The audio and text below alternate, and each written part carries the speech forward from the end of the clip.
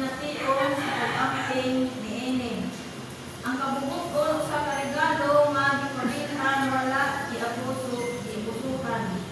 Kaupat, kung ang usa ka tawo buotan magbalos uban ang pagtakod o pag-amping. Another verse, Proverbs 11:17.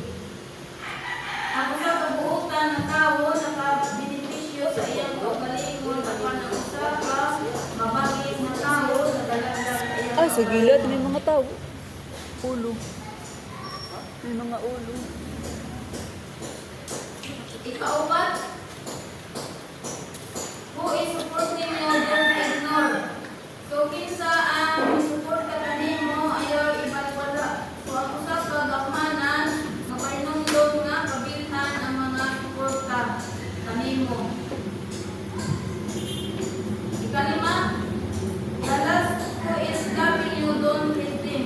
Kinsa ang nahigugma kanimo, dili ka magdumot kaniya. Mao kini ang 5 rules of life mga kaigsuonan. Kay aron makonect kita sa paglaom. So aron kita na ay paglaom. Oh.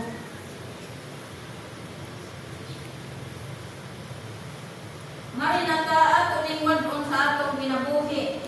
So good sa paglaom ngadto sa life rules of life marinata aron makonekta ato ning wadon ang garbo sa atong ginabuhi.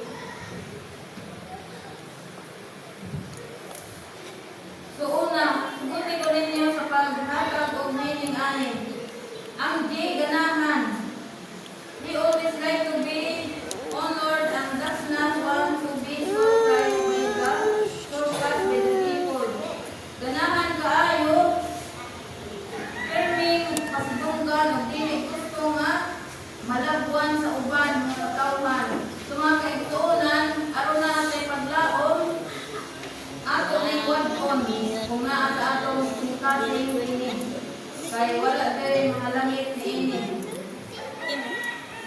Sa Exodus 20, o Bible, Exodus 20 verse